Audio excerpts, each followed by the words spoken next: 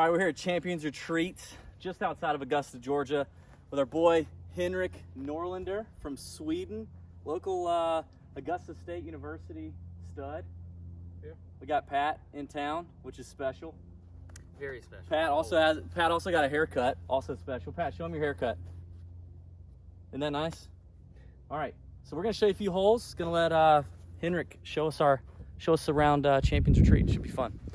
All right, Henrik, rip it. This sets up for the fade, right? Yeah.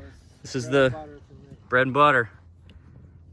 All right, golf addicts, we are excited to bring a fun interview to the Tour Junkies podcast. Our friend, fellow Augusta native, Henrik Norlander. Thanks for joining the Tour Junkies podcast. Thanks for having me. Yeah, we appreciate it, man. Just played a little golf with Henrik. Yeah. Got to see the ball striking Swedish machine in person. It's incredible. What's in the water in Sweden, man? Like you guys, just like you and Stenson, just world-class ball striker. You just birth right out of the canal, knowing how to hit an iron in the middle. I think maybe because we don't play golf growing up for 12 months of the year. We do a lot of other sports growing up. Like until I was 16, I put away my clubs mid-October and didn't touch them till 1st of May unless we were taking a trip to Spain or something in the winter.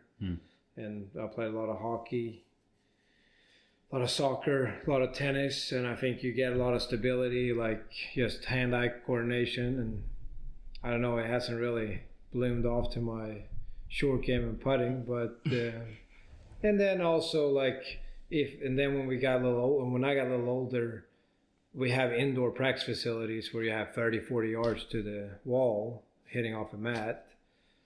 I mean, it's tough to practice short game indoors. I don't care how good AstroTurf is. It's just tough to get the same feel.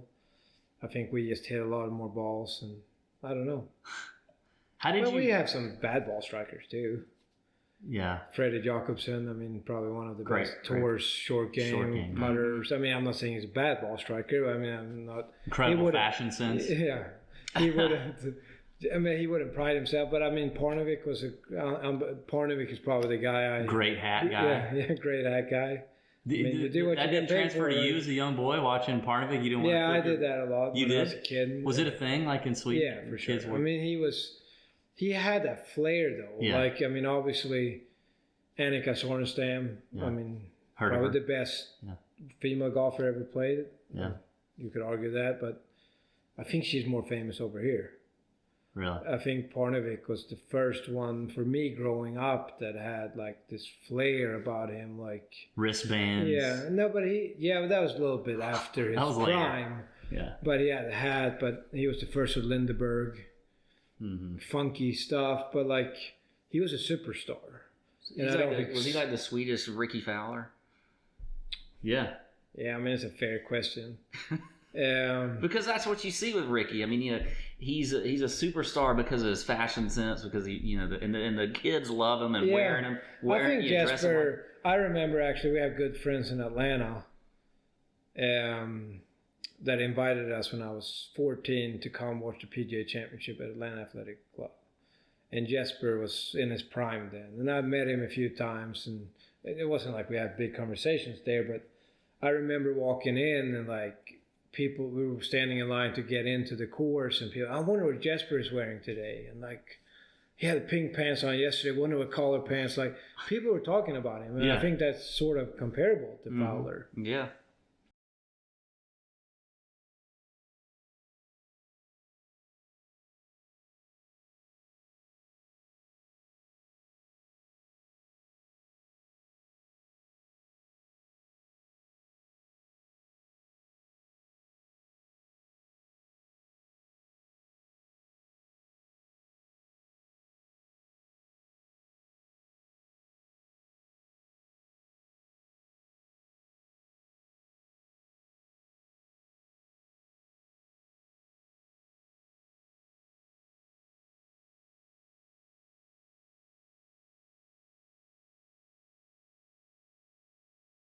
For sure. How did you get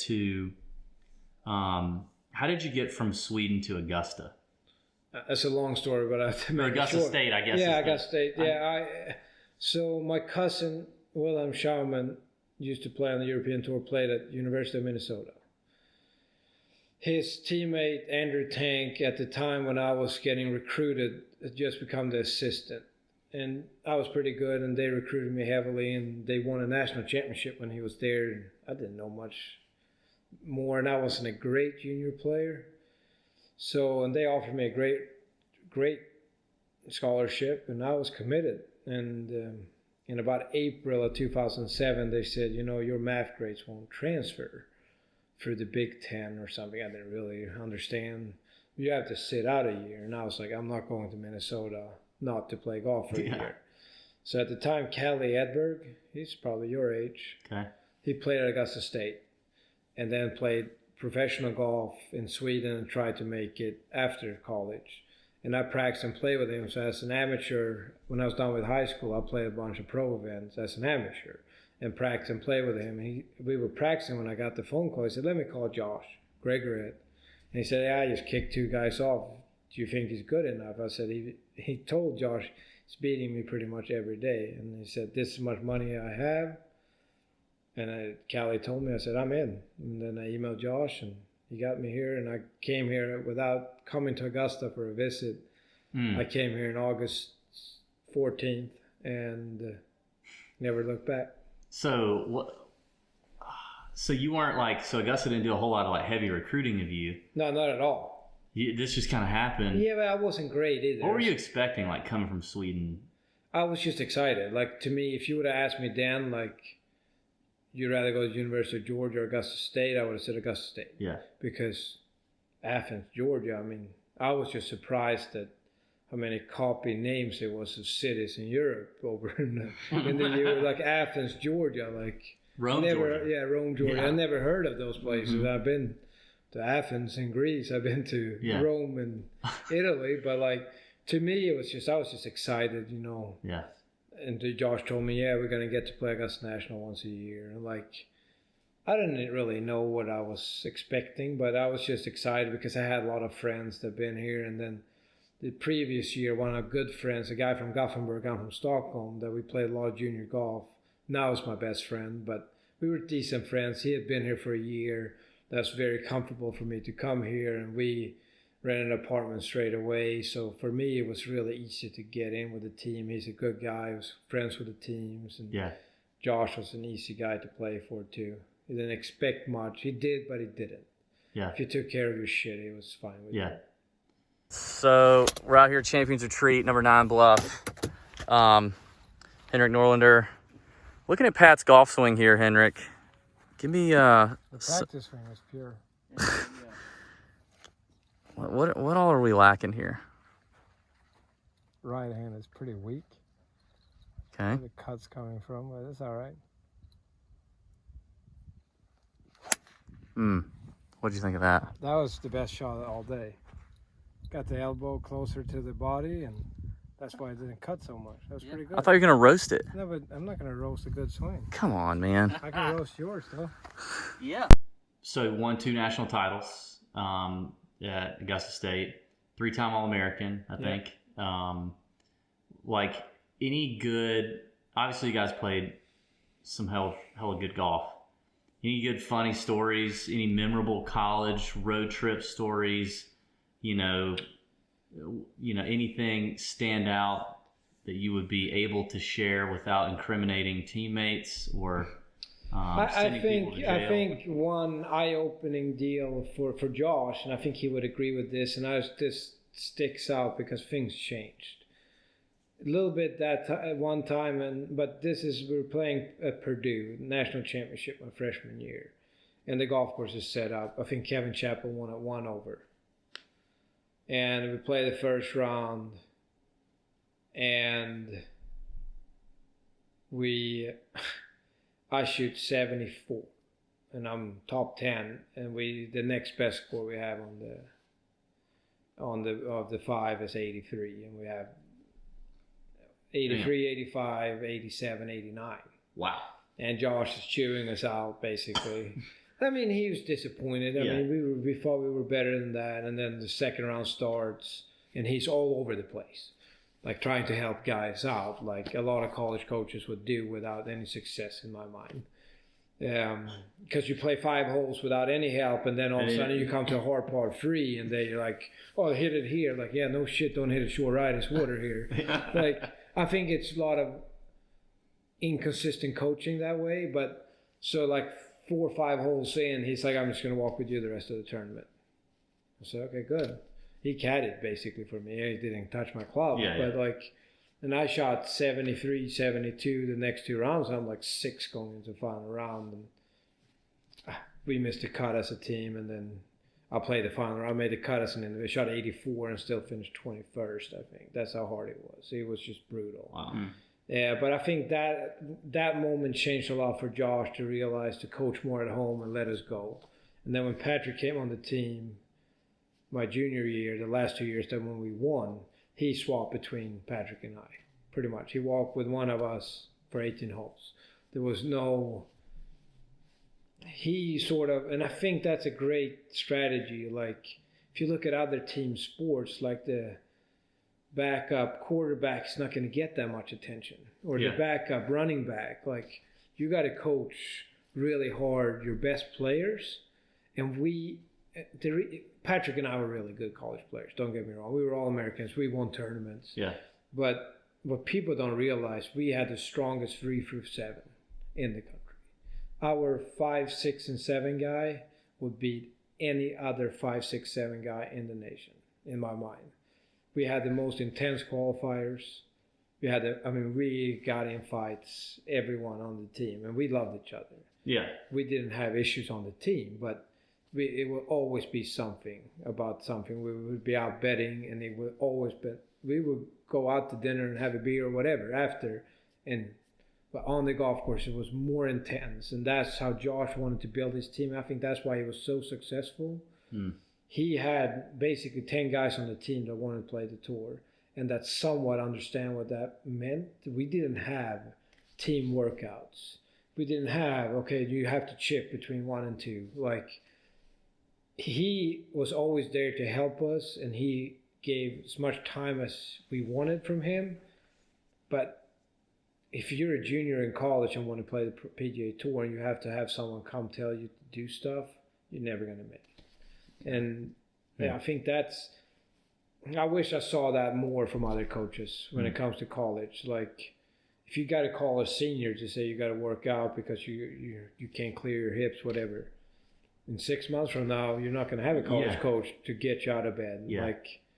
And I mean, Ollie Bengtsson that played on the team was a great junior player, and he played okay. He played on the 2nd national championship team, and I think he turned pro and was a pro for 2 or 3 days, and he just said, "I'm not going to have the guts to get up when it's 45 degrees and raining and go practice." And I give credit to a guy like that realizing that. Yeah, that he has a great job, lives in Charlotte now, and has family. And I see a lot of guys that try for too long, but they don't really try. Does that make sense? Mm-hmm. Like, it's not.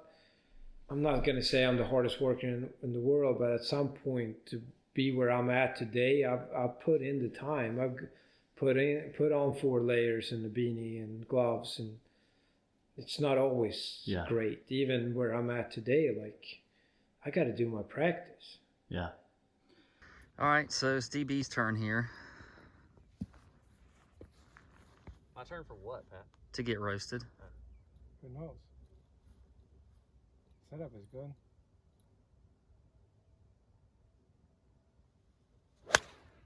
Ooh. Little fan. Kind of came out of that one. Do we need to say 4? No, I think it's fine. Yeah, I stood up out of that one a little bit. Yeah. That's okay. Not my best. So a lot, as you mentioned Patrick Reed, and a lot is talked about Reed, especially his college days, whether it was at Georgia, whether it was at Augusta State, where he's winning titles. What do you talk about being on a team with him? What it was like, maybe what you got on him. You don't have to. No, but I mean, I've got this question so many times, and I mean, I don't think it's secret that people didn't really get along with him, but Patrick and I have always had a decent relationship, and I would say with confidence I wouldn't be here today doing what I'm doing if he wasn't on our team. I'm not giving Why is that? Because we had qualifiers. Like I said, we had such intense qualifiers. And I wanted to win those qualifiers because I wanted to be the best guy on the team. So I spent 45 minutes extra putting because I wanted to beat Patrick. And I can guarantee he did the same thing. But we got along. Like, he respected me because I played really good golf. And we have, I mean, for me personally, yeah, it wasn't always the best for the team room to have him around. I'm not saying I was the best teammate either. I'm not going to sit here and say I was great. But like, you're all college kids. Yeah, right? Yeah, like, yeah. But I mean, when he was on in college, no one could beat him. Yeah. When he's on now, no one can beat him. Like, if you're American, I'm not. I don't like watching him in the Ryder Cup because I know how he gets in those situations, and I know he's going to win. Like, and I pull for the Europeans. So, I mean, I don't care. But like, so I know that, and I admire a lot what he does because I think he's done stuff he deserves shit for, but I think it's the lens is a little too much on him sometimes, and I just think he wants to play good golf, and I mean that's what drives him, and I admire that. Yeah. Do you think and this may be a tough question to think about, but like if it were me, I would think to myself, okay, I was in college with this guy. We were battling 1 and 2 all the time. Yeah. 1 and 2. What do you like? What's the difference between, from college turning pro to now? The difference between what he's done and what you've done. Both successful. I think, I mean, to be brutally honest, I don't think he's scared of anything. I'm not going to say I'm scared of hitting shots or anything, but like, I just think like it's been, when you have a personality like that, like I love my friends. We just had a baby 9 months ago. I love being with my wife, going couple stuff. Yeah. Like I love practicing too, but like, yeah, golf is really important, succeeding on the PGA Tour, but sometimes that might not be priority number one 365 days of the year. You thought with a guy like him that he's like... Yeah, I think like... all in? I'm all in too. Yeah, I know. I'm just saying like it's a really tough... Everybody knows Vijay Singh was exactly. Like, I believe I'm going to do both eventually. I mean, I'm on the path of getting a lot better, and I like at the end of the day, this is my belief. Like when I get below the ground, and people come watch my stone, they're not going to say, "You remember that guy? He shot 8 under at Champions Retreat in December on the front nine." Like, yeah, I want to be remembered as a good golfer, that I won this and this tournament, I played Ryder Cups, whatever that is. But like, the end of the day, like, oh, he was a great friend. Oh wow, he was a great husband. He really took care of his kids really well. Like, that's something that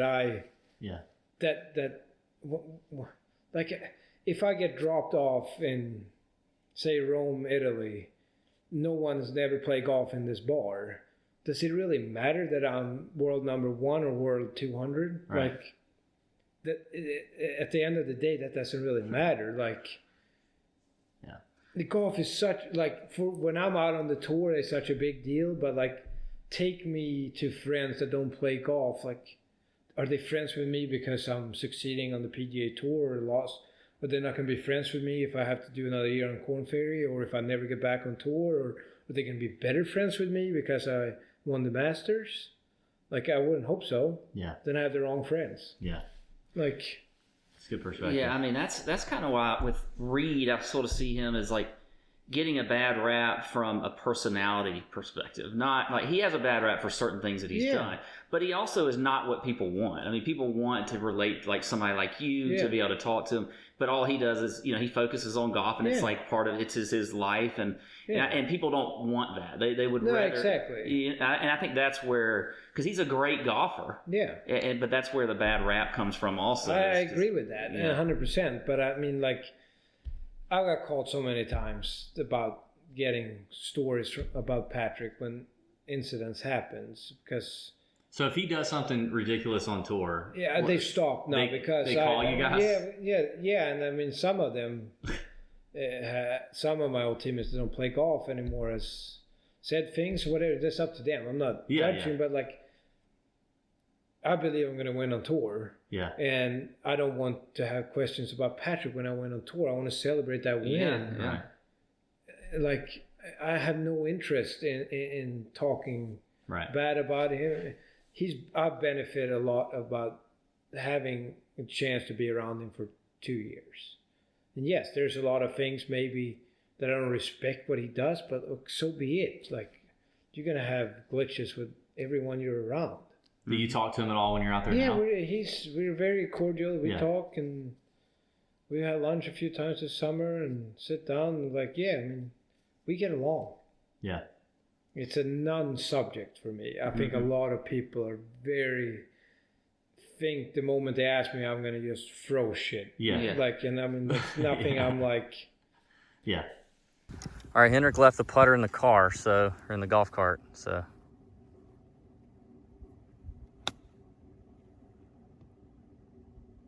And for good reason. Well done, sir.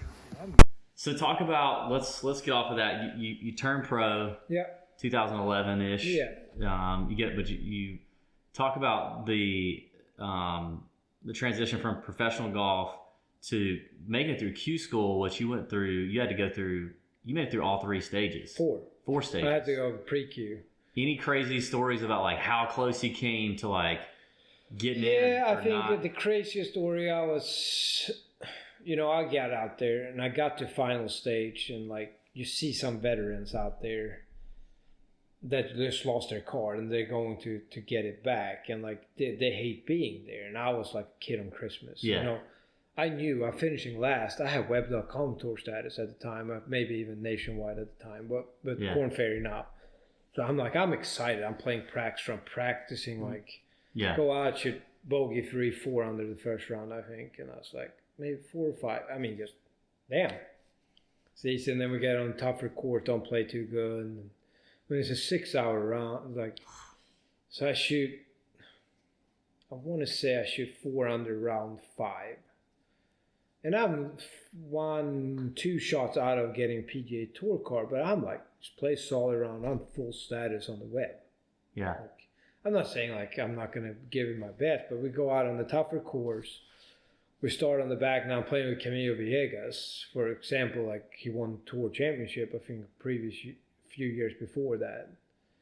Did he win in 08 or 09 or something? Yeah, somewhere around. Yeah, it's just when he's lost his card, and I'm like, playing with this guy, and I'll start off. I'm Rocky J. Lindenberg too. Yeah, tighter than I would win. Yeah. But I get out there and like I'm pretty nervous, and I start off playing really solid, and like I make a bunch of pars and a birdie, 16 to par 5, and then 17 is that island green. We start on the back 9, Alcatraz. It's called the PGA Stadium course. Yeah. And like that's a nerve-wracking shot, and I was like, oh, I'm glad. So I hit it to like 6 feet, make birdie, go 2 under. 18 is a nasty shot for a cutter. It's water down the left, shit right, and I still can dream about this 3. What I hit a 310, just a low piercing draw, make par, whatever. I mean, and then I birdie 4 and 5, the par 5, 6. It's like 240 par 3, water right, hit it 40 feet. Make it. So I'm 5 under. I know I'm like, if I don't gag coming in, I'm on tour. Yeah. Like, and 9 is nasty, water down the right. 7 is like hybrid wedge, make par. It's an added because you miss it right, you're re-teeing, whatever. 8, I've been putting. I'm using the broomstick at the time before the ban law.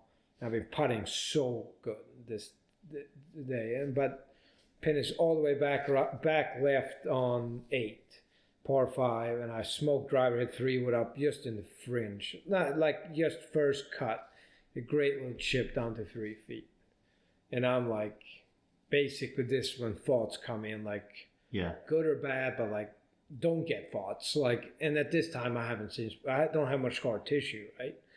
At this time I've been a pro for a year. I'm about to get my tour card, but I remember this little feeling like, you make this, I can bail left on 9.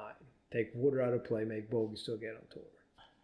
And I hit the worst putt I probably ever hit. From 3 feet? And didn't even sniff. Sniff hitting the hole. Whatever. Tap in. Go to 9. I feel fine, but I go to 9 and just hit this. Aim down left center, hit this high bomb cut. Perfect. A little into the wind. Pin is back right. I pull my 8-iron a little bit, but it's for safety. You miss it right, you don't. But I hit it 25, 30 feet, right where you're supposed to hit. I have an easy uphill putt, but at this time I'm broomstick. I'm shaking, and I hit it, and I was like, "What are you doing?" Like at impact, like this is just ramming by 6 feet. Oh, and like now I got a 6-footer with a cup and a half of break to get my card. Like, I've never played a PGA Tour sanctioned event, never played a web event, never played a PGA Tour event. And I get over it, and I feel like I'm doing pretty good. I'm breathing here. Like I heard I'm supposed to take deep breaths. So I get over it. I'm still like, and you're like, the hand is right by the heart. You can feel it. Yeah. I get there, and I hit the putt, and it goes black. No joke. Goes black, and I hear it goes in, and my knees almost buckle. Then I pick it up. Then whatever, Ed Lohr gets to 17, dumps 2 and 1 the water, whatever. He moved the number, so I could have missed that looking back, but that was later on. So I if you're watching Ed, thank you. Yeah. I think it was Ed, but I think he got his card too as well. So, but at the time I had to make that putt, and that was like, Then Josh was caddying all 4 stages. He was exhausted. 6 rounds. And a good friend of mine, Mike Keys, came down from Canada. He was on the team here, and his dad and some buddies. We sat outside PGA West and had a few Heinekens. Yeah, I was about to say, hopefully you had it. That's awesome. Celebrated with it. Yeah, awesome. for sure.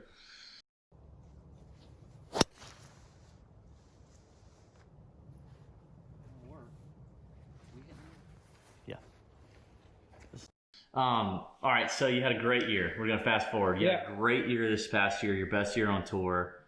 2020, you finished 76th in the FedEx Cup. Yep. So that full exempt status, incredible stuff there. So here's something we're curious about. And we've heard parts of it, but maybe you could go a little deeper. Like you won 1.2, let's call it, $1.2 million on the PGA Tour. Where does that, by the time you get paid, where does the money go? Like, you pay coaches, you pay caddies. Are there other, like, how do most guys like manage? Because I'm thinking financially how I would think through it. Like, how much am I setting aside for expenses of what it's going to take to play this thing? How much am I paying my agent? How much am I paying? Like, what's the average? I mean, I got a financial guy in town that helps me, but or I'm in CPA or accountant. But the way I'm raised, I'm not gonna go have a good term. I'm not gonna go buy a new car, a new watch. Like I bought a car in 2015. It was used, and still drive the same car. Like it's nothing that makes me warm and fuzzy. It makes me warm and fuzzy for 20 minutes, and it's just gonna sit in my driveway for 30 weeks of the year. So to me, it's probably not a great question because I'm pretty. But I mean, in terms of what most guys on tour have to pay out your team, right? So your caddies. Yeah, but coaches. They pretty much, the ones I pay make more money the more money I make. Does that make sense? Yeah. But what percentage of what you're getting is going to those guys? On average, or the average pro? I mean, I think like if you have somewhere 2, 3, 4%, depending what agreement you have, and I like it that way though. Like not paying them like a weekly fee or whatever. Like I always pay my caddy a weekly fee, but like if I have a short game coach and in my short game, my putting improves, I'm going to make a lot of money. Yeah. This guy Josh Gregory, my college coach, he's going to deserve a lot of money. Yeah, and it incentivizes him. Yeah. And I think that's a fair way of doing it. And I think that's, to me, it feels more like I finished 6th at Memorial and made whatever, 330,000. And I'm going to pay Josh a good check then, and whatever coaches I have. And like, I have no bad feelings about giving a good check, but like if I pay him a monthly fee, for example, and I miss 6 straight cuts, I think I was gonna feel like, oh, here you go for nothing. You know what I mean? But like, and I think that's a nice way of doing it. Some people like it more. Okay, this is what I'm gonna pay you, and if I feel like you deserve a bonus, I'm gonna pay you a bonus. Like, I like having a percentage with most of my guys because I mean, they have incentives. Like, they're incentivized. Exactly. And it's still me. Like, the coaches help, but like, and a good caddy helps, but like, a good caddy will never make a 6-footer on the 18th to avoid missing a cut. Like, and like, I love my caddy. He's been around. His caddy's 76, and like, he gets that. He's caddy since when? 1976. Your caddy? Mm-hmm. The year before I was born. Jeez, man. He's caddy for Wayne Levy, Watson, Scott Hoke, you name him. He's been on the, What's his name? Tim Falmuller, Smiley. Damn. Is he older than Fluff? No, he started when he was, I want to say 62. He started when he was 17 or 18. He's great. He's a real guy, and we get along great. And he's definitely more of the old school caddy, like Tuesday, Wednesday, take care of your practice run on your own. But when we get in the mix, Saturday, Sunday, he's there. Yeah. And he's very sharp. Yeah. How did you get hooked up with him? Yeah, he's been around, obviously. And I know I known him, and I just like his demeanor and his personality, and he's not trying to teach me how to play golf. Yeah, which that's what I think a lot of younger guys, and what I've seen in the past, like not all the younger guys, but you get so good caddying Tuesday through Saturday, and then when it really matters, it's easy to get gun shy. And I don't know how I would be as a caddy. Like, the way I look at it, like when I ask my caddy for an opinion, I want his opinion. I don't want a yes answer, because I can find a local caddy at every event that carries my clubs. And he tells you caddy is more than that to me. Like, if I ask you for the line. If I read a putt and I'm 100% sure if I believe I'm 100% sure on my read, I'm not going to call him in. But if I call him in, I'm not going to tell him what I think, because then it's going to be easy to say, I agree with that. You know what I mean? Like, I think every person is different when it comes to caddies, and I'm really pleased. And I think that's I had him for a year and a half on the Korn Ferry when I got my card back. And then the previous years when I got back on tour, I've changed caddies because I haven't been pleased with the cad. And to me, it takes 8 to 10 events to really know where you have each other. And like, I felt like he wasn't, like, I got my tour card back in 1920 season. I missed the first 4 cuts. I looked like I never played golf before. I played so bad, and he didn't. I never felt any stress from him. Like, am I ever going to make money? And I think I mentioned that earlier when we were playing, that I think that's a big difference for me now. Like, I struggled this fall, but I know I'm doing the right things. I know I'm practicing. Like, I'm going to have bad stretches of golf. Golf goes up and down. Just got to capitalize when it's up, and don't get too down when, like, I'm not saying giving names, but I think a lot of guys jump on firing their agent, firing their caddy, getting a new coach. Like, whatever you do in life, you're not going to be on your peak 12 months of the year. Like, you're going to have hot streaks where you're going to make 80% of your money in 20% of your events. And that's, I think, is pretty much true. And I truly believe that now. Like, I don't freak out when I play bad. Yeah. You talked about that when you went to see Butch Harmon. You saw Butch Harmon for a couple times. And you talked about just how cool that was. Yeah. Any good Butch Harmon stories? Yeah, I mean, I have some that I probably can't share, but that you can't share. But I think that he got in my. I always, like, we talked about this a little bit, but like, I'm not a terrible putter to begin with. But when I putt good, I'm going to have a good event. Pretty much, that's how it goes. And I always worried so much about my putting. It occupies a lot of my worries about my practice. I would practice so much putting, and my expectation would shoot up. and then I don't make the first 10-footer on the first hole, and it's like, oh, why did I, like just a lot of worries. Like you have thoughts, right? And I went out there and saw him, and he was very impressed with my golf swing, the way I was hitting the ball, controlling the ball, and he was like, basically, you don't have to worry about putting. Stop worrying about putting. Like, you keep hitting it like this. Putting is non-factor. And it was just cool to hear that from a guy that I would argue is the most successful coach for professional golfers of all times. Like, to me, it was like, yeah, I mean, and I know what he meant by that. It wasn't like, you don't have to get better at putting, but like, if you hit it closer, you got to make more putts. That's just, if you keep hitting it to 30 feet, you're not going to make putts. Mm-hmm. And like, to me, that was right before Christmas last year. I went to the West Coast where I usually don't play great, to Sony, and I didn't even play great there, and I finished third in putting. Mm-hmm. Like, and was it because in 4 weeks I got so much better at putting? I think Memorial this year I finished top 5 in putting. Dude, you gained 8.2 strokes putting at the Sony. Yes. So when you're... So it's 8.4 at Memorial. Yes. For me, it's a lot up here, right? Yeah, I'm a good putter. Dude, I'm looking at it. I didn't even look at this beforehand because I looked at like long-term stuff. And long-term, you can see the putting is like at 0 or like a little bit below, like almost to -1. But the events where you're positive, you were like big time positive. Yeah. 7.1 at the Sanderson, 8.4 at Memorial, 8.2 at the Sony. Yeah, those are big. You're gaining a ton of strokes. Yeah, but I know what it is, and that. But then it drops off. Yeah, but that's what I'm working on, right? Yeah. So like technically I'm fine. Yeah. Technically I'm fine, and to me it's just like so I start an event, and I see if you go in and like.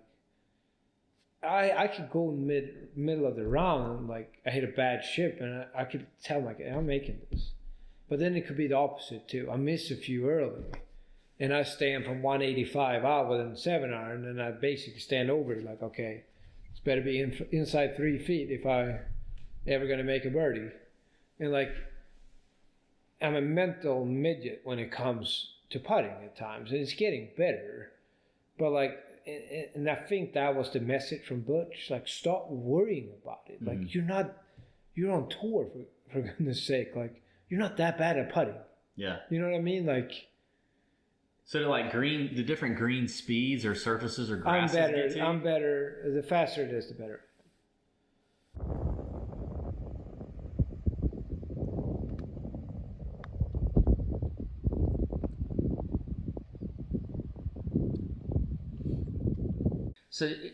So for you then, it's never really that technical. No, like you don't really think like it's more just like your confidence, with your putter. And there's like you don't ever feel like there's anything technically that wrong. It's more just the feel and everything else. Do you think it's like that way for most players, or do you think it just varies?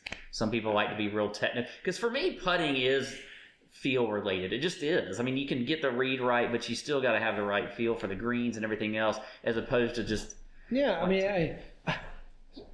I had a conversation with Kistner one time, and this was after Detroit this year, and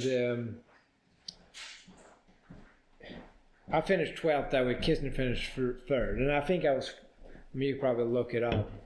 What event was it? Detroit. This year? Yeah.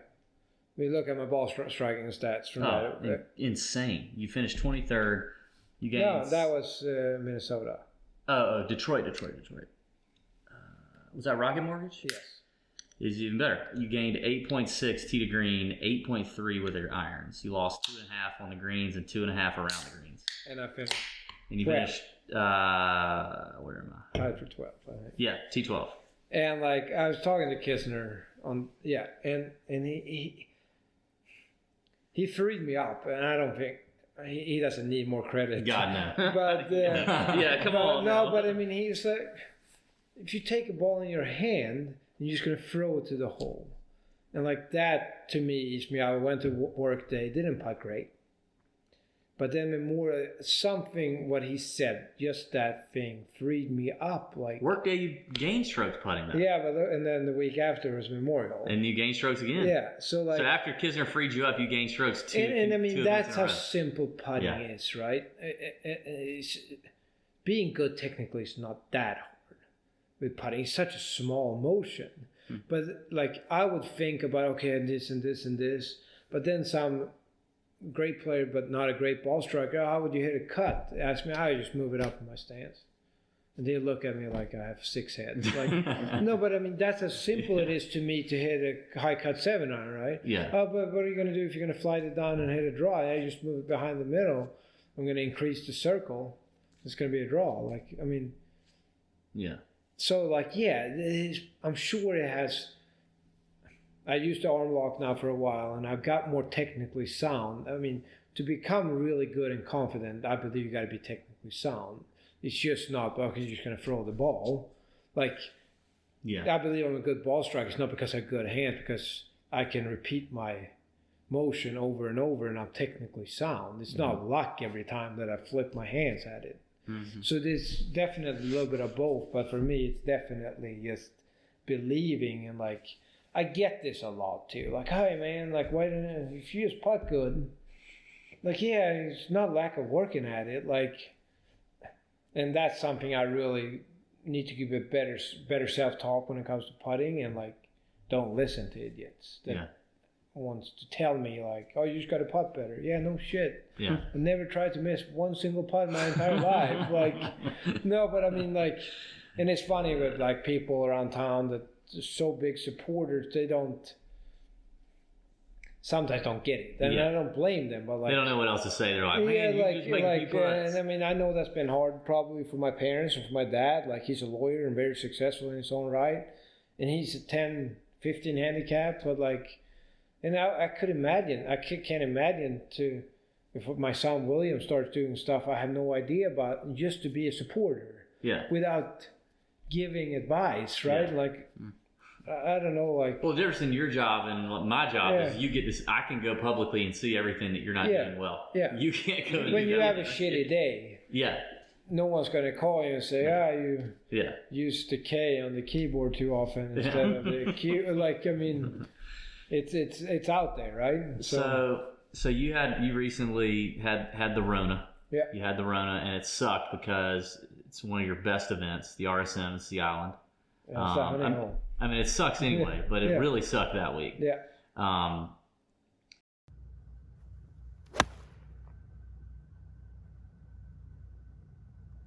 Let's go drinking. Ooh.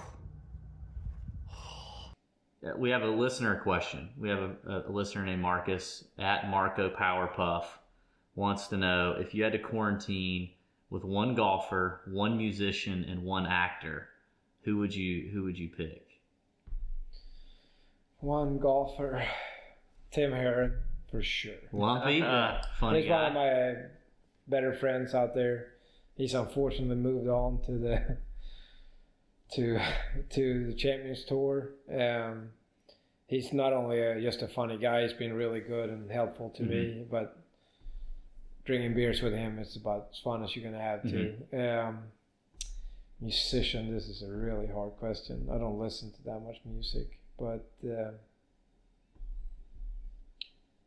probably Johnny Cash. I mean, he's obviously not alive, but I just think it's a pretty interesting story what he went through and the rebound he made. Like, and I think that's another thing. Like, I used to be very judgmental of other people. That's still not great, but like, people make mistakes. Yeah. And it doesn't mean they're bad people. And like, I think there's probably better people to talk about, but I think he is a very good example of, like, he was going down a pretty steep hill and somewhat got ahead of his bad decisions and made up for it. And I think that's a good lesson when it comes to, like, and even with your golf game, like, sometimes I feel this is probably a little deep, but like sometimes I feel like I let other people down when I don't play good. But I'm not that bad at that anymore. But like, back to what we talked earlier about, like, if my friends don't want to be friends with me because I shot 75, they ain't my friends. Mm-hmm. And like, and that's another thing. But like, I mean, this is those inner voices in yourself you talk about, right? Like, I mean, we all have doubts. Yeah. Like, and I think that's something that's held me back too. Like you have a few bad events. Are you good enough? Like, those doubts are not really there anymore. I know I'm good enough. Yeah. I know I can play the PGA Tour. I know I can win out there. So I can let bad stretches go and get back on the horse, start playing better quicker than I used to, because I'd be like, oh, maybe I need to do this. Do I need to change equipment? Do I do, like, things that are not important? Like, I got to get to the actor too now. Yeah. That was a fun question, and you got real deep on it. I like it. But I mean, you're a thinker. Yeah, I'm a thinker for sure. I think people don't really see me as a thinker, but actor. Stellan Skarsgård, maybe. Who? Stellan Skarsgård. He's a Swedish guy, but he's done some movies. I don't really know. He's just a tough Swedish Viking sort of type of guy. I don't know though. I would just like to have 4 different personalities. I'd be a different personality than Tim Herron, obviously. Yeah. Johnny Cash would probably be very different than Tim Herron and I. Yeah. Like, I would love, I just love good discussions. So, like, if I had to do 10 days with 3 other people, like, I would just really... You have plenty to talk about, I think, with that group. Yeah. So 20... Will Ferrell would be pretty fun. He loves that. Yeah. DVs, that's your favorite. Big time. We don't need to get into the story about you. That's off the podcast. I'll talk about my time with Will Ferrell. Yeah.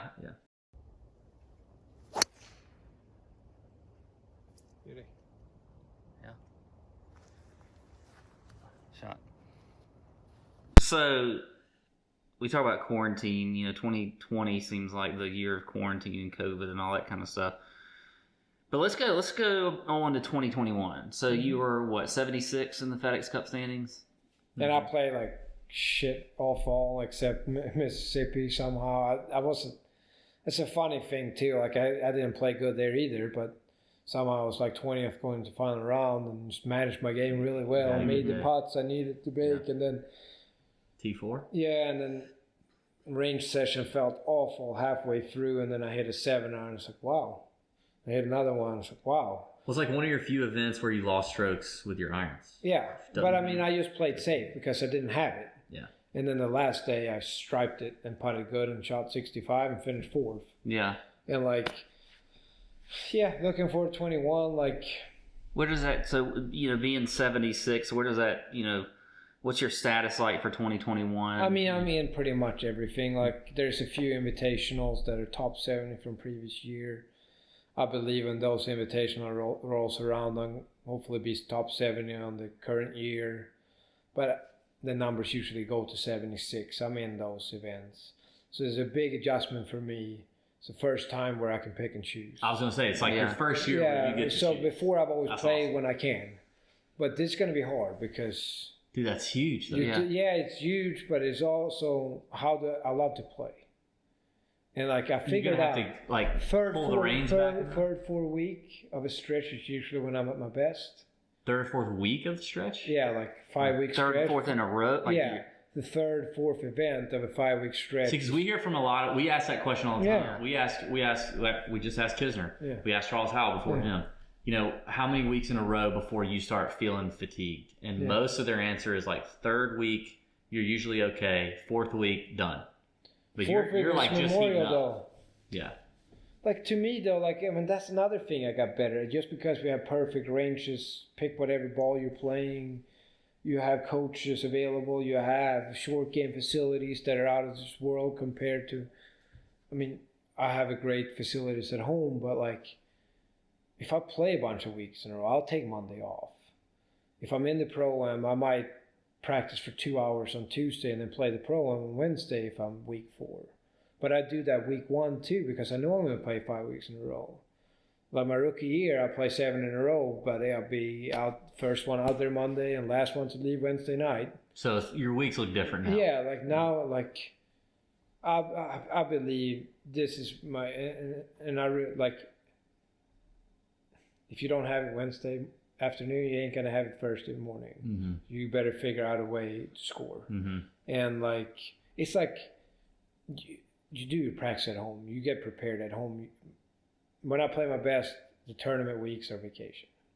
I go play 18 holes of golf, warm up. I take care of my stretching. Yeah. I don't try to get stronger on the road. I have a trainer at home I work out with. I think it's very important. Yeah.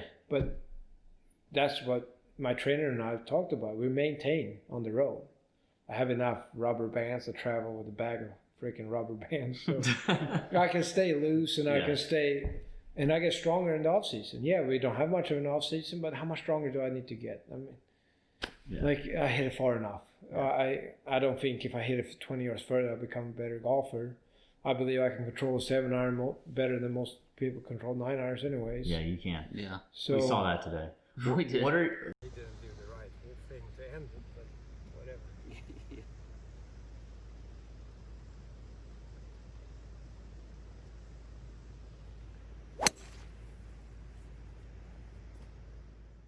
when you look ahead and now you're like licking your chops because you get to make the schedule. Yeah. And we've heard guys the last 5 or 6 years talk about how important that is. What are the courses you look at and you're like, dude, that course is for me. That course. I like Sony. I love San Diego. I've never played any good there, but I'm going to give it another try. Mm-hmm. I love Palm Springs after Sony because it's playing in a dome. You get a pretty good feel where your game is at. Like, it's not windy, it's not tough conditions. Like, if you're playing bad, it's because it's not because You're hitting it bad. I mean, you're playing indoors on perfect conditions. Like, you know where your game is. As of now, I'm going to play everything on the West Coast because I want to get going. Like, these weeks at home, like, I've been off for 2 weeks now. Like, just kidding. You're ready to get Yeah, so like, and we're staying with family, friends in Palm Springs. They're awesome family. Like, that's a fun week. This Pro-Am, like, I try to look at it like that. Yeah, I might take Pebble off, but I love Pebble. Like, you go to Pebble for a week, like, that's a lot of people's bucket list dream. How do you not go play for $7.8 million at Pebble Beach? Like, you look at that. What are the golf courses though? If you but I believe my game is like, if I play good. Also, I just realized you and I are both wearing Stan Smiths. Yeah, that's all I wear. But you wouldn't know anything about that. I mean, like, I think it's funny. So, like, I won in 19 on the Korn Ferry Tour in Wichita, right? And I never do private housing with a family. I do one time a year, even on the Korn Ferry, and that was in Wichita. I got to know a guy there that's heavily involved with the tournament, big wine guy, loves to cook, one of my absolute favorite people in the world. And I was making my schedule for the Korn Ferry, and the Wichita was a perfect time to take off. I don't like the golf course. It doesn't fit me very good. I can't disappoint this guy. I'm going to go play this event. I'm going to treat it as a fun week. And I did, and I won. So, like, what does that tell you? That we're stupid for trying to bet on golf? Yes. Yeah, pretty much that's what No, but like, so San Diego, if you look at Torrey Pines, you got to hit it straight. You got to be fairly long, and I hit it straight and I'm fairly long. I'm not bomber, but I'm long enough. Yeah. And you got to control your irons. That's you. Yeah. All that is you. And I made the cut there once. Yeah. On the number. So, like, that's why I want to go back there, because I know that golf course is good for me. Right. But if you don't have it, on the PGA Tour, it doesn't matter how good the golf course is. Mm-hmm. The competition is too strong. And I believe the same way, if I don't like the golf course, but I believe my game is good enough. If I'm playing great, I'm going to compete at any golf course. Mm-hmm. Like, I think a lot of guys set their schedule up. Obviously, you need to set up your favorite golf courses. I don't blame them for that, but like, you're coming to your favorite golf and you have the duck hooks, it doesn't matter. Yeah. Like, I mean, the golf course ain't got to move. Like the duck hook is not going to work on any golf course. Right. So like to me it's more of managing my energy levels. Where do I take time off? Even if that means it's a golf course I play great at. Like people are like, oh, it's so bad with Corona, you got to see island. But imagine if I got it in Napa, I had to sit in a hotel room for 10 days. My wife and my kid got it too, so we could get in the car and drive home and quarantine together. Otherwise, if it was in Texas, I couldn't fly home. Mm-hmm. Like, yeah, it happened at a place where I had a lot of success, but it also happened at a place where I could drive home in your for 3 backyard, hours. Yeah. Like you can't. And I'm getting better at this, and I want to get better. Like, don't always look at it that I got screwed. And I think a lot of guys in my job look at it that way. Like, stop up and realize how freaking lucky I am. Missing 3 cuts on the row on the PGA Tour, it ain't the worst thing that has happened to anyone. Listen to you, man. No, but It ain't. We gotta. Yeah. How long did it take you to start saying ain't? Too long, I think a lot of people say. But I say y'all all the time too. Yeah. But y'all's a little easier than ain't. I feel like in the progression you get to y'all. Yeah, I mean, first, I've been there for 13 years. and then ain't. You know. But I think I'm doing better now of enjoying playing the PGA Tour too. I'm not saying like having more fun, but like realizing that struggling ain't the end of the world. If you never struggle, you're never going to have fun succeeding. Mm-hmm. Yeah. I mean, there's a balance to those two things that I don't think... Like look at a guy like Tiger. When he struggled a few years ago with divorces and people chasing him down, like he never struggled before. He didn't know what that was like. I think that was even tougher for a guy like him. Yeah. Because he top 10 every other event. Yeah. Or he won every 4 events in top 10 pretty much every time he teed it up. He didn't really come through much before that. And I think like you look at guys like, I mean, like a guy like Kevin Kessler. I mean, he hasn't had a straight line to, like I'm sure he enjoying succeeding a lot more than, because he's been through tough times too. Mm-hmm. Like I mean. And that's what's so cool with golf. Like when I'm struggling and when I'm feeling it start turning around and I get to a tournament and I feel like more confidence coming, I start hitting the shots I want, there's no better feeling. And it's not about the check on Sunday. It's not to me. Mm-hmm. Like, yeah, I mean, don't get me wrong, I enjoy making money, but like saying back to like when I'm below the ground and people come visit my stone, mm-hmm. It's not about that I made this and this my career earnings. It's because I was a good buddy, a good dad, I was a good husband, whatever Good it is. podcast guest. Yeah.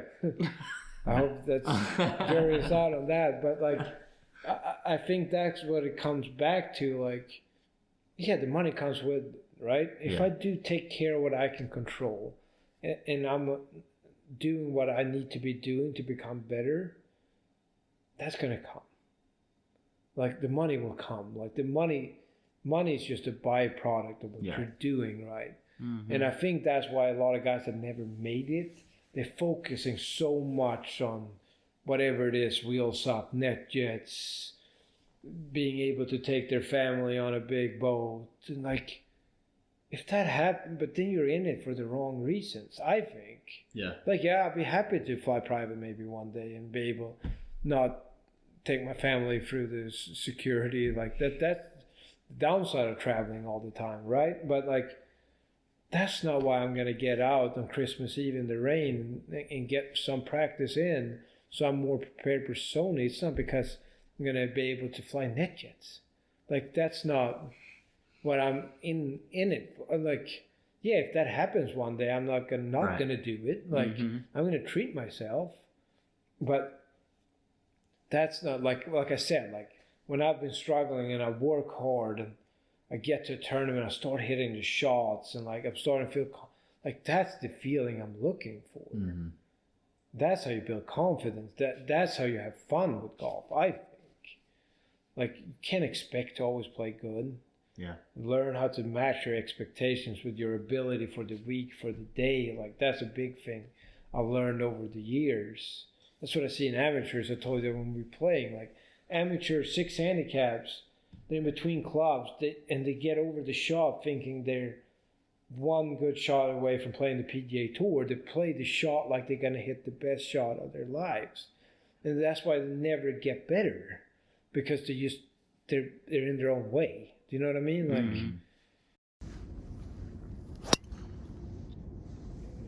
keep cutting. Going at the path.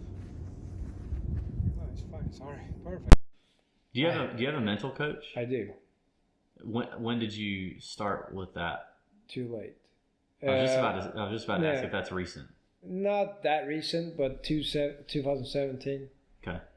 I was at a dark Marriott in Kansas City after I played in Omaha, Nebraska on the Korn Ferry Tour, and I was ready to break every club in my bag. I didn't have fun. I finished like 35th, missed like 4 greens all week. Yeah, I was just frustrated as hell. And I called this guy Brett McCabe, which I love. He's an old baseball guy, LSU guy, but gets sports. And I'm telling him how bad my feelings are and my thoughts will be on the course. And he goes, yeah, so? That's normal. You're a human. We're just going to work how you're going to handle these thoughts. And I've tried with other guys in the past, and they will sort of be like, you can't think that way. Yeah, but I used did. Yeah. Like, I mean, like... Yeah. Don't think that way. So, like, I think that's going to work. And really he's like... And I mean, I give Josh Gregory a lot of credit. He's a golf coach, but he's somewhere in between a golf coach and a mental coach. Yeah. It just seems so mental, man. The more guys we interview and talk to, it's unbelievable how mental the whole thing is. And home life, too. Like you talked about... when we were playing, you talked about now that you've got your son, that you just feel different. Yeah, but I mean, they came out some this summer, and like they came to Vegas. Just the week after I finished 4th, Mississippi, 10 under cruising. You got that Chet. You said, "Come on, Vegas." No, they were in Mississippi too, actually. Okay. But they came out to Vegas. I shot 10 under the first 2 rounds, 4 and 6. 15th, obviously, I'm starting to feel really good about my game. Headed to 4 feet on 1, make birdie, and then you just make a bogey, don't make anything, you just make bad decision coming down the stretch. Saturday, shoot 3 over. I'm not happy, obviously. Right. Like, I've sort of pissed away a good event. I felt like come back to open the door, and he's sitting in his bumble seat getting fed, like, and can't stop smiling when I walk in. Right. 2 minutes after I walked in there, I couldn't give a shit that I shot 74. Yeah. And I probably wouldn't have given a shit I shot 64 either if I shot 64. And like week before, I was 20th in Mississippi the last round, and they weren't allowed on the course. I shot 65, signed my card, and went back to the room. And we had to get to dinner before it was bath time and dinner for him. I didn't even know what I finished until I got my text. Like, and that wasn't important. And like, that's what I really could tell, like, wow, this is going to bring me down a notch too when I have success. Because if you have really big highs when you play good, where's your lows going to be? Super low. Yes. So you want to be you got to be a little high when things are great. Yeah. And when things are bad, you can't pretend to be good either. But if it's from here, I want to take it to here. And traveling with a baby will do that to you. I can imagine. So when you walk in after shooting at 74 or whatever, and you see him, and you're not as all consumed with it, do you just think, like, for you that just makes Sunday's round freer, or like? Yeah, but that's one thing that I think there's always a next event, right? Mm-hmm. So, like, I could have hung it up. I didn't play good Sunday, but I grinded my ass off. Because you don't know when it turns around. You know what I mean? And that's the saying Brett and I talk about, rob the bank. Do you think a lot of guys out there mail it in on Sundays? I'm not going to say a lot of guys, but I think a lot of guys have done it, and they lost their card by a point, or then get in the Tour Championship by 0.6 points. Yeah. Like, there's... Like, if you mail it and you're not passionate what you're doing. Okay? Yeah. Mm-hmm.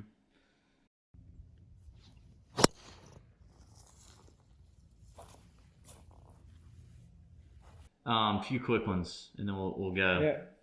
Yeah. What's your favorite funny movie?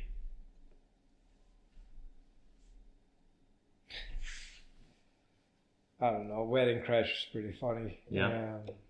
And it's pretty stupid too. So, yeah. That's good. Yeah. My favorite ones are the dumb ones too. Are you? So I'm superstitious.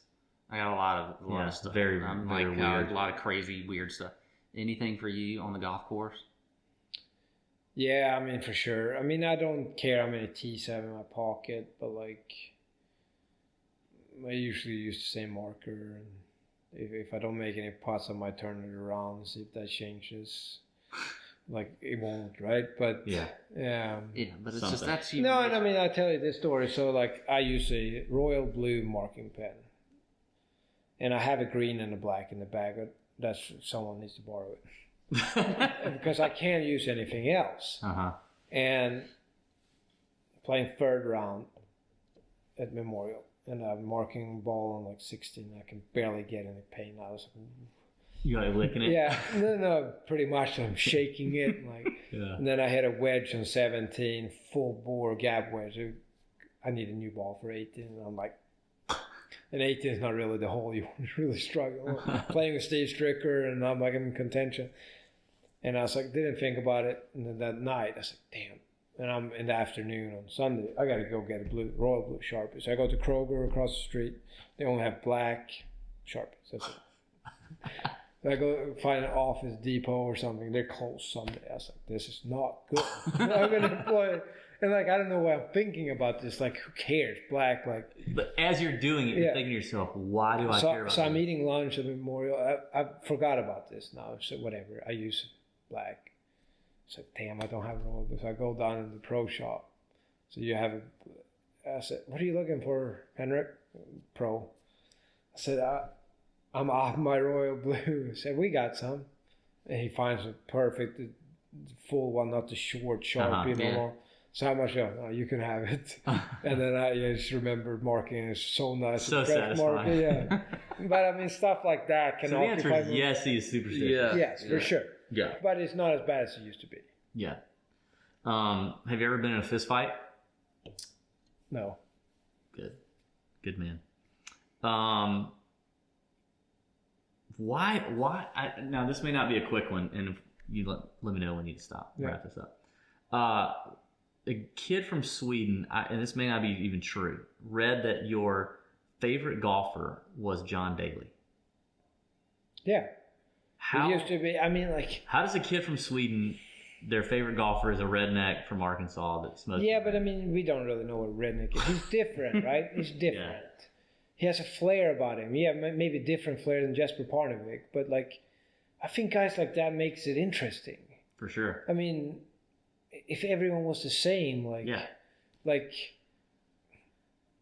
Dustin is sort of a bad boy, right? Plus he's the best player in the world. Like, he's so good, and people don't really know who he is because, like, and then he wins the Masters, and he can't get words out, and people, I think, change over one interview opinion about him.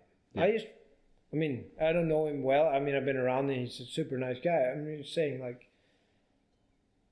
people don't know, like, who we are. I think people make judgments who we are because we act a certain way, right?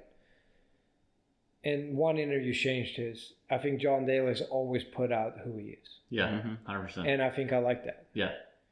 And there's other guys people don't know about, like, but they're good people. Like, just because they're bad in an interview, like, I played a lot of practice rounds with VJ my rookie year. And we got along great. With VJ? Yeah. He was just nice and supportive. But yeah, you hear a bunch of bad stuff. Yeah, because he's honest in media. Yeah. I don't want to answer that question. Yeah. He thought it was stupid that Annika Sorenstein played in the Colonial. He got a lot of shit for that. But he said what 80 guys was thinking about. Yeah. Because there was one guy that didn't play that had their PGA Tour card that was sitting at home that week, right? Yeah. And I'm not saying right or wrong. Sure. I'm just saying he said what 90 guys on tour was thinking. Yeah. You know what I mean? Like, well, the talk right now is Charlie Woods. yeah. But Lil John Daly is a stud too. Yeah. Yeah. If you had to lay a wager down right now, I said, Henrik, you have to put $1,000 down on I go one with John. one of those two kids to have more PGA Tour victories. I would go with John. I think I think I would too. I mean, I think Charlie's something I watched a little Something. bit because it was so cool and Yeah. like it's just cool to see Tiger being so pumped up. It's like he's winning the Masters all over Yeah. again. Like that's just cool.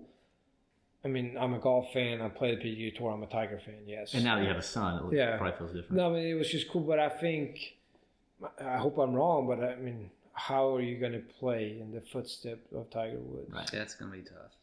I think with Daly too, Daly had so much, Big John, just so much natural ability with his game. But he also just let everybody into his personality, and he had flaws that people that's what we are. I mean, we all as individuals have those flaws like he had. I mean, he battled them worse than almost anybody. But to me, that's what I appreciated so much about him. Yeah. You know, and he, I mean, look at him. He won 2 majors and just. I mean, look at a guy like Bryson. I think he catches a lot of shit too, right? But he's different. Yeah. I mean, doesn't he make golf somewhat interesting? 100%. Yeah. Yeah. Like, I mean, I'm not saying what he's doing is right or wrong. I mean, obviously it works for him, but we'll see in a few years how the new tour player would look. Who knows? I mean, do we have enough real estate? That's a different story, right? To build a golf course longer and better, whatever. But, like, he makes guys like you, guys like golf people talk about golf. 100%. He makes it relevant because he's not the picture perfect. Well, Reed does the same thing. Yeah, in other exactly. ways. Like, I mean, Yeah. like, and that to me is what makes this sport go. Like, I think I'm a big tennis guy growing up, and like, look at you had Pete Sampras, who was so good and so perfect, right? And then you have Agassi. That was so good, but he had long hair and he did cocaine occasionally, and like he was a bad boy. But you think that helped the ATP? I promise. Oh, you. yeah. Now you have Roger Federer is the nicest guy in the world. You have Rafael Nadal is the nicest guy in the world. Djokovic, unfortunately, hit a ball boy, but he's a pretty nice guy. He might be a little fiery, but like you have all these superstars that are all the same. Mm-hmm. Yeah. You know what I mean? Like you need different people. See, we're on the same level here because I played a lot of tennis growing up, and Agassi was Agassi was the man for me. Yeah. I even had the pump. But the Sampras Agassi was the pump. man for me. Yeah. Sampras was the man for me growing up because he was so good and like he was just perfect, right? He was not as perfect probably as Roger Federer, but like he was more of a Federer type. But Agassi made Sampras look so much better too in that sense. Like they had their battles. And then Agassi is a great example too. He turned around and met Steffi Graf of all people. Look at if their kids start playing tennis, good luck. I mean, like you have one of the best male players of all time and the best female. Like, how are you going to live in that shadow? Yeah. Yeah, you're top 20 in the world and you made $2 million a year, but your mom was a lot better. Like, I mean, Do you have, speaking of Tiger, do you have any like Tiger story, or like do you have your first time meeting Tiger or anything like that you have a personal? I mean, I almost choked, but played Congressional, his event, my rookie year in 13, and he was hurt. So I've made a cut, I finished, and the player lounge was full, so I went and sat in the TV room, and there's no one sitting, and someone's sitting on their phone, and I didn't think I could sit down. He looks like, "What's up? What are you doing?" And I said, I had no idea what to say, but like, it's just, I haven't really met him and spent any time, but anytime he walks around, like, it's like, it's real. Like, I mean, I think he has that feel in a lot of players. Oh, yeah. What, are you tight with Stenson at all? Or do you talk? Yeah, we try to play some and talk and when.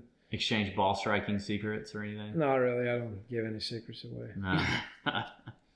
Last question. What would you want to do in life after golf, or whenever it's over? I don't know. I mean, is there a life after golf? That's the big question, There is. right?